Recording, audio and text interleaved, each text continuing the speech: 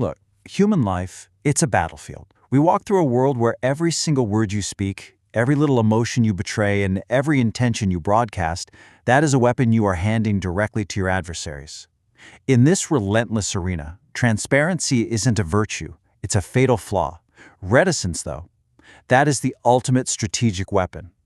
Today, we're deciphering the survival tactics of Baltasar Gracian, a 17th century strategist who understood something absolutely crucial.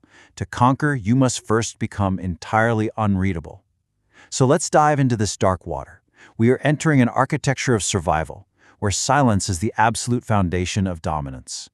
Think of the exposed mind as a fragile glass chest. The fool who walks the world as an open letter is basically inviting anyone with a passing glance to read his deepest desires, his fears, his exact limits. When your mind is that glass chest, any rival, any opportunist can see the treasure inside. And worse, they can calculate the exact amount of force needed to shatter that glass and take it. You surrender your power the exact moment you surrender your mystery. The transparent man walks onto a battlefield with absolutely no armor, foolishly believing his honesty is going to shield him from the cruelty of ambition. Well, spoiler alert, it won't. It'll only ensure his swift, absolute ruin.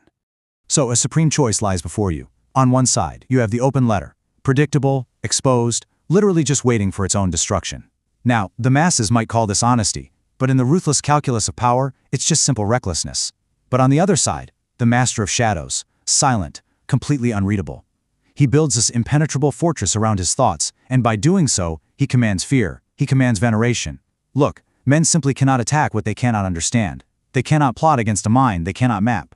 To achieve this kind of invulnerability, we have to cross a threshold and enter the most sacred sanctuary of strategy.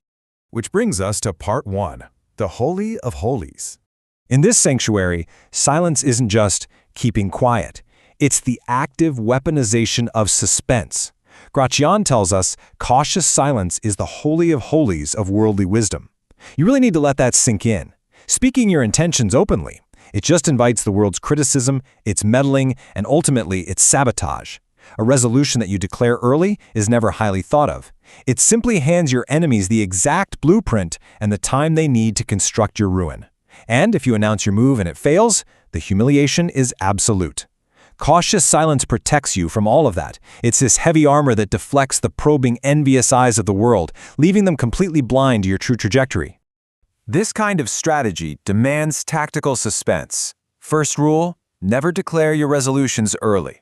When you don't declare yourself, you instantly arouse expectation. You have to mix a little mystery into absolutely everything you do. If you have to explain yourself, be deliberately inexplicit. Let your actions, not your words, build that suspense. By keeping matters suspended, you're mimicking the divine. You force others to wonder, to watch, and to wait on your next move. You place them in this state of perpetual anticipation, where their own imagination does the heavy lifting of building up your authority. They basically become unwitting architects of your power, crafting legends out of the void you've intentionally left behind. Let's go deeper. Part 2, the unfathomable depths. This strategy of silence goes way beyond just hiding your immediate actions. It requires the total obscuration of your ultimate capacity. Gracian warns, no one must know the extent of his abilities. Never ever allow anyone to sound your depths, because the exact moment people can accurately measure your talents, they find your limits. An exact measurement breeds familiarity, and we all know familiarity inevitably breeds contempt. If people know exactly how smart, how wealthy, or how capable you are, they know exactly what it takes to defeat you. You shrink from a terrifying endless ocean down to a shallow pond someone can cross in a single step. To remain powerful, you have to remain vast, immeasurable. We need to completely redefine our understanding of mystery here. It's not just keeping a secret or withholding a fact. Gracian calls it a politic witchery. It is an active, predatory aura of power that literally demands veneration. And it's born entirely from the inability of others to measure your limits. When you are a mystery, you become a blank canvas. People will project their deepest fears and their highest respects right onto you.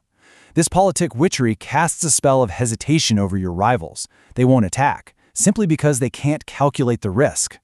And this taps into a devastating truth about human psychology. Guesses and doubts actually arouse more veneration than accurate knowledge.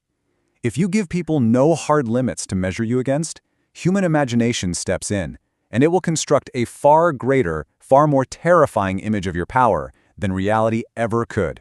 So let them guess, let them doubt, The less they know, the larger you become in their minds. The unknown paralyzes the enemy.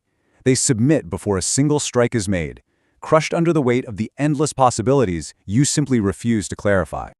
Now, for the tactical application. Part 3, the Cuttlefish strategy. We're escalating from passive silence to active misdirection. The passions are the gates of the soul. Listen to that carefully. Your emotions, your tastes, your sudden bursts of anger, those intense desires, people think those are signs of authenticity. They aren't. They are breaches in your armor. They are the exact coordinates where enemies will inevitably strike. Every human volition has a special motive, like a thumbscrew of the soul. If an adversary figures out your ruling passion, they hold the key to your will. They can flatter you into submission or enrage you into a fatal, blinding mistake. To defend those gates, you've got to actively cloak yourself, disguise your passions, write your intentions in cypher, hide your true tastes. You have to move through the world anticipating that you are always being watched by a penetrating intelligence, a rival looking for the slightest crack in your facade. Mask your desires completely. If you let your tastes be known, rivals will use them. They'll either run violently counter to them to break your spirit, or they'll feed them to play you like a mindless puppet. You have to make your soul a fortress with absolutely no visible entrance. When the predator circles, when those inquisitive eyes try to decipher your next move, do not stand and fight in the open. Release the black ink of a cuttlefish. Cloud the water. You want to create an aura of ambiguity, misdirection, and calculated confusion. Blind them.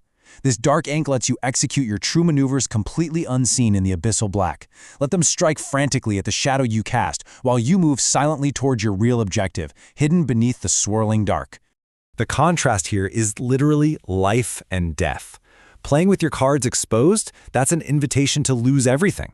It guarantees destruction because it lets the adversary do the exact math required to beat you. But intentions written in cypher, cloaked in that cuttlefish ink, guarantees survival and superiority. If they can't read your cards, they can't play against you.